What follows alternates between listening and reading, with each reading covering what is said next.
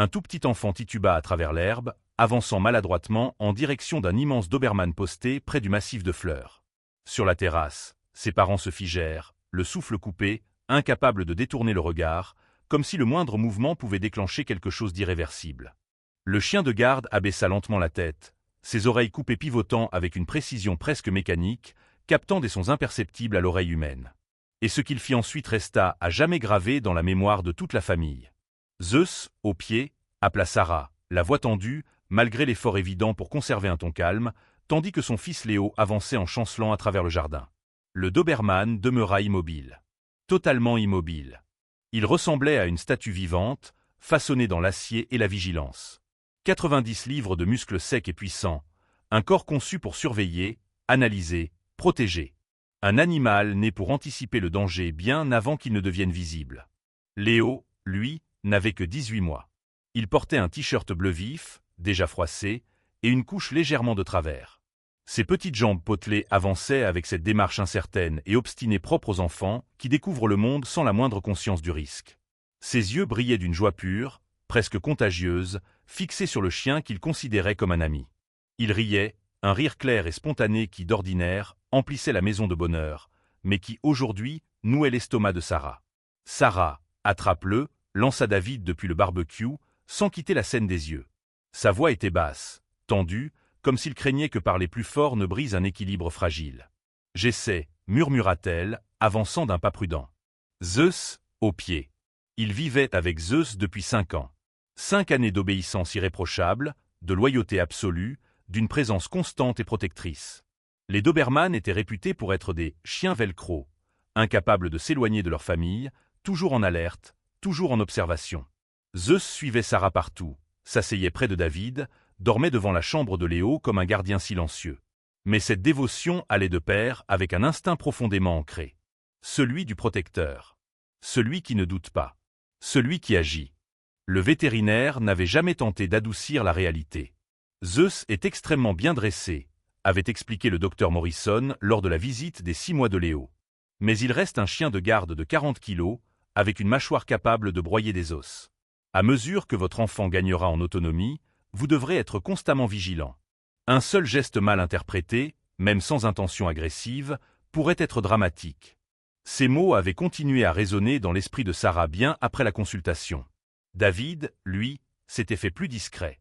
Elle avait remarqué la façon dont il observait Zeus lorsque Léo jouait au sol, comment il se positionnait instinctivement entre eux, comment son regard se durcissait lorsque leur fils s'approchait trop près de la gamelle du chien. 3 mois plus tôt, un événement avait transformé cette inquiétude latente en peur réelle. Léo était tombé contre la table basse. Son cri, aigu et déchirant, avait traversé le salon. En une fraction de seconde, Zeus avait traversé la pièce. Il s'était dressé au-dessus de l'enfant, le corps tendu, un grondement profond vibrant dans sa poitrine. Ce grondement n'était pas dirigé contre Léo, mais contre Sarah. Lorsqu'elle s'était précipitée pour prendre son fils dans ses bras, Zeus lui avait barré le passage. Une seconde. Juste une seconde. Mais suffisamment longue pour glacer son sang. Son regard était fixé sur ses mains, son corps prêt à intervenir. Zeus, bouge, avait-elle ordonné, la voix instable. Il avait obéi. Lentaiment. Comme s'il résistait à quelque chose de plus ancien que son dressage. Cette nuit-là, la conversation inévitable avait eu lieu. Peut-être qu'on devrait lui trouver une autre famille, avait murmuré David. Temperament. Jusqu'à ce que Léo soit plus grand. Sarah avait pleuré longtemps. Zeus faisait partie de leur foyer. Mais Léo était leur enfant. Donne-lui encore du temps, avait-elle supplié. On surveillera tout. Et s'il se passe quoi que ce soit, on décidera. David avait accepté, sans être convaincu. Ce matin-là, Zeus s'était comporté étrangement dès l'aube. Il arpentait la maison, incapable de se poser. Il fixait le jardin comme s'il percevait quelque chose d'invisible. Il n'avait pas touché à sa nourriture. Sarah s'était agenouillée près de lui, cherchant des signes de malaise. Rien. Pourtant, ce pressentiment oppressant ne la quittait pas. Et maintenant, en voyant son fils s'approcher du chien figé près des hautes herbes, cette inquiétude se transforma en terreur brute. Lorsque Sarah appela Zeus, il jeta un bref regard vers elle, puis détourna la tête. Il choisit délibérément de désobéir. Le silence qui s'installa fut presque assourdissant. Sarah sentit son propre cœur battre jusque dans ses tempes, tandis que Léo continuait d'avancer, inconscient de la rigidité soudaine qui s'était emparée du jardin. Chaque pas de l'enfant semblait résonner démesurément fort, comme si le sol lui-même protestait contre cette lente marche vers l'inconnu. Zeus, lui, n'avait pas bougé d'un centimètre. Pas un muscle. Pas un clignement d'œil. Seules ses oreilles coupées pivotaient par saccades, captant quelque chose que ni Sarah ni David ne pouvaient percevoir. « Il t'ignore », murmura David en posant la pince du barbecue, déjà en train d'avancer d'un pas hésitant. Sa voix tremblait. « Il est focalisé. Il est en alerte », répondit Sarah d'un souffle. Elle sentait ses jambes se dérober sous elle. Ce n'est pas Léo qu'il regarde. Léo, lui, riait toujours.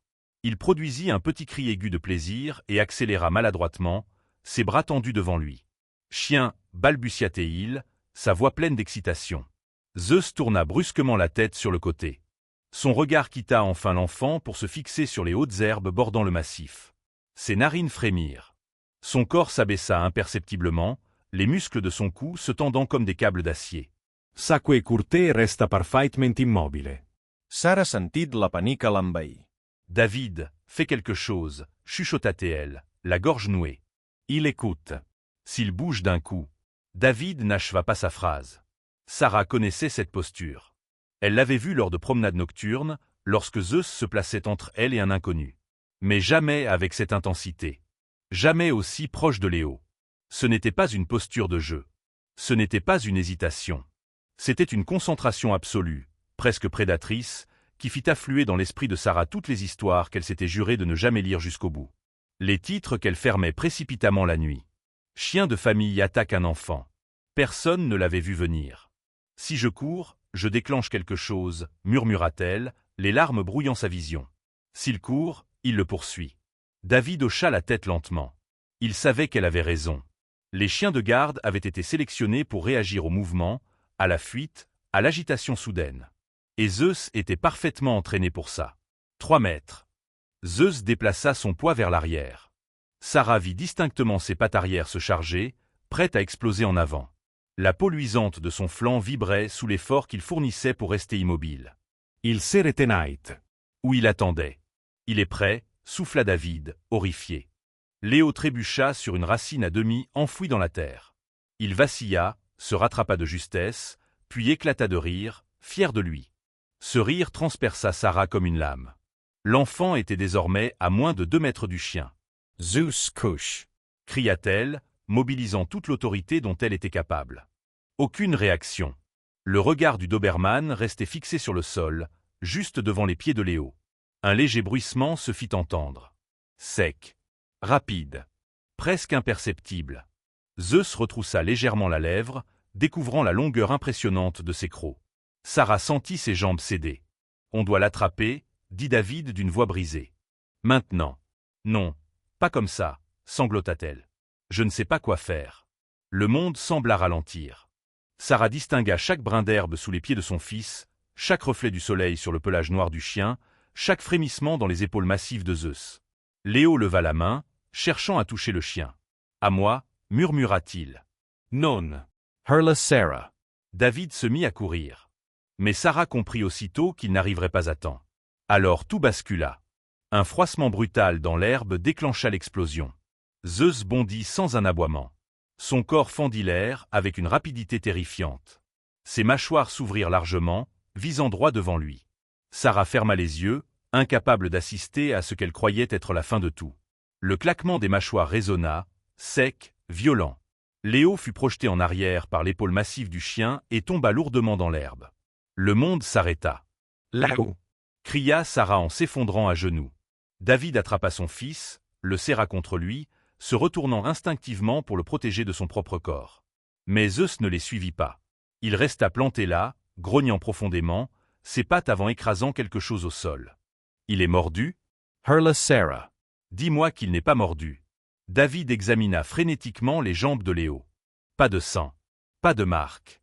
Rien. « Il va bien ?» souffla-t-il, incrédule. « Il va bien. » Sarah avança à 4 pattes, les yeux embués de larmes. Zeus se déplaça lentement, révélant ce qu'il avait cloué au sol. Un serpent cuivré, sectionné net. « Mon Dieu !» murmura-t-elle. « Il l'a entendu » dit David d'une voix tremblante. Il l'a intercepté. Sarah regarda le chien, puis son fils, puis le serpent. Il l'a sauvé. Zeus leva enfin la tête. Son regard avait changé. Toute la tension avait disparu. Il venait de remplir son rôle.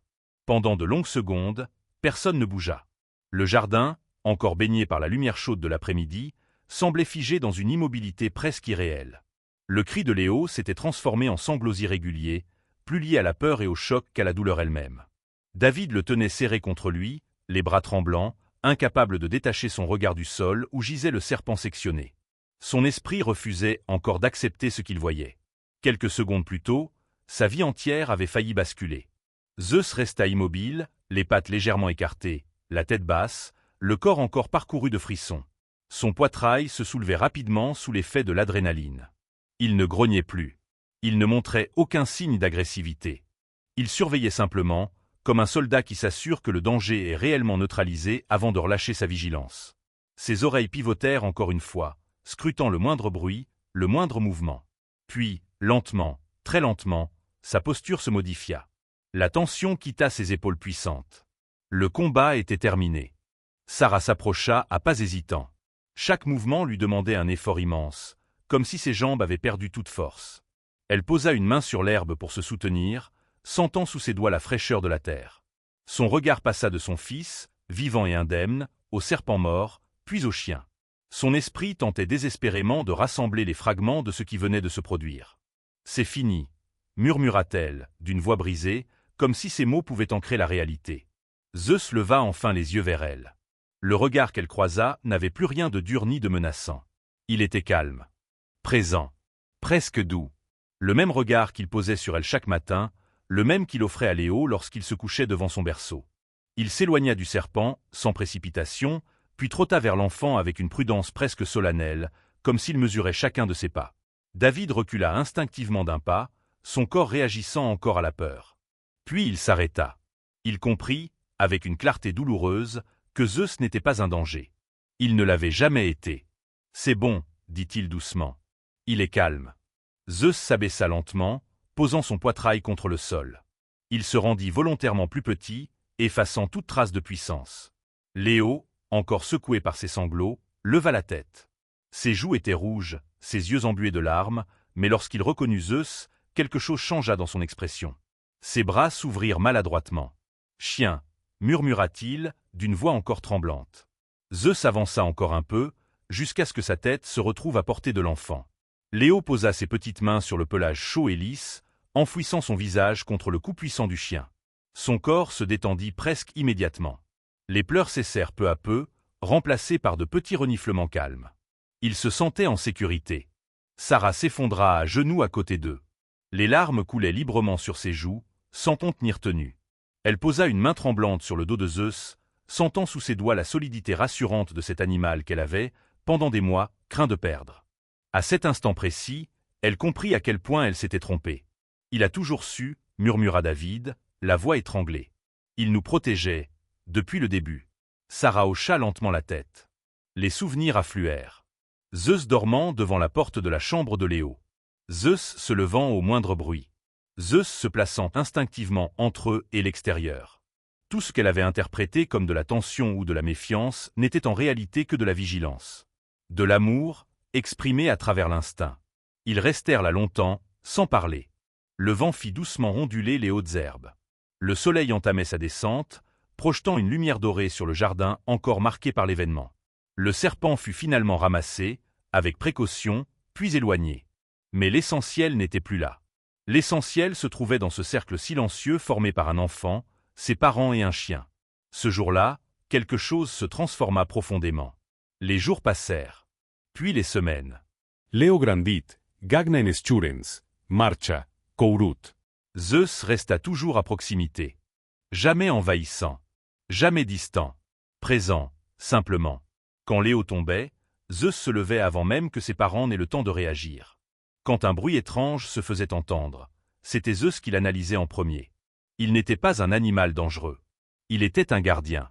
Un soir, alors que Sarah bordait son fils, elle observa Zeus s'allonger une fois de plus devant la porte de la chambre.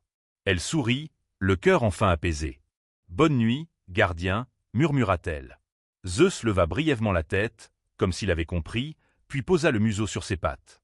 À partir de ce jour, plus personne dans cette maison ne douta jamais d'eux qui était le véritable protecteur de Léo.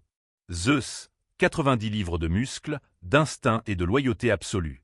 Un chien dit Velcro, mais surtout un gardien qui avait choisi son humain et qui était prêt à tout pour lui.